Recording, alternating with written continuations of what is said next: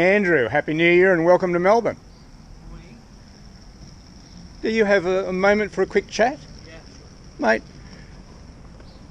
I spent the last 2 months of 2019 in Donald Trump's America. How do you think things are looking over there at present? It's bloody interesting, isn't it? It is very interesting. It's a fascinating contest. I saw that he sacked a couple of advisors that were... Mr. Vindman and Mr. Sondland, yes. Spoke against him in that impeachment trial. Yeah. Do you accept that he might have thought that they were insider leakers against him, and that he has every constitutional right to sack these people?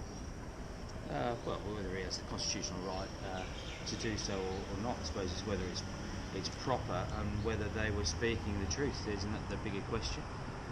Okay. Speaking of the truth, I have some breaking news for the ABC. I doubt it. Okay. A couple of years ago, a former ABC children's TV producer named... That's where I... Okay. Okay, you don't want to hear about the child abuse. The gentleman has died whilst facing additional charges. And the people who are making, who made the complaints, may not get their allegations heard in court. Thank you for your time, Andrew. Bye. Have a good one. Bill Thompson for Outside Insiders.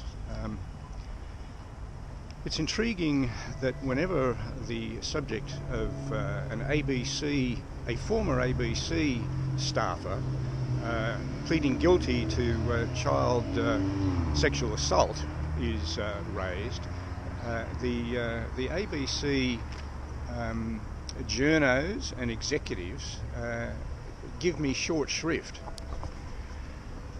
This is the headline that was in the Daily Telegraph in 2017. Former ABC producer Jon Stephens jailed for abusing child presenter. Jon Stephens pleaded guilty to sexually assaulting a 14-year-old boy named Simon Major in Gosford in the early 80s, while the pair were in that area doing scouting locations for an ABC children's TV production. And the matter didn't emerge until years later. I gather that it may have emerged as a result of the Royal Commission into child sexual abuse, especially by the members of the Catholic clergy, but other august bodies as well. And I understand that Jon Stephens' victim came forward. A police investigation, I understand, a police investigation resulted, and Jon Stephens was charged and later pleaded guilty in Gosford Court, and he was sentenced to a term of imprisonment. He fell ill, I believe, and was granted early release as a result of his condition. I followed subsequent events on the internet, including the listing of a subsequent court matter involving Jon Stephens that was scheduled to be heard in the Downing Centre Court in Sydney last year, 2019. I flew up to Sydney at my own expense to attend the court that day. By the time of the actual hearing for this matter, the case number had remained the same, but instead of being R versus Jon Stephens, it had become R versus JS. That day in court, legal argument occurred, between the representatives of JS and the representatives of the Crown. A man who was identified as the accused was in court that day.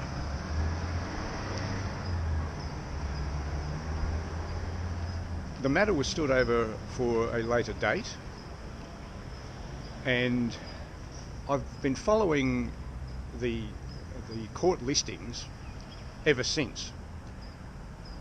Lo and behold, another matter described as R versus JS started appearing in the court lists, this time in Canberra. My understanding is that both these listed court matters, R versus JS, related to allegations of child sexual abuse. I had intended going to Sydney and or Canberra for the next court hearing in relation to these matters, when in January of this year I received information indicating that Jon Stephens had died. I believe on or about the 26th of December 2019. I would like to have asked Andrew Probyn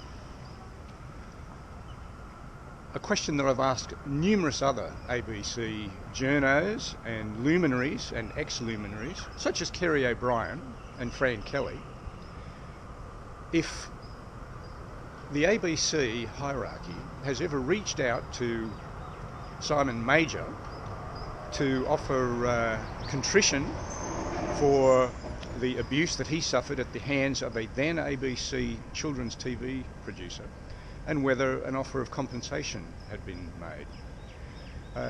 No ABC staffer that I've spoken to seems to have ever even been aware of Jon Stephens and his activity or activities.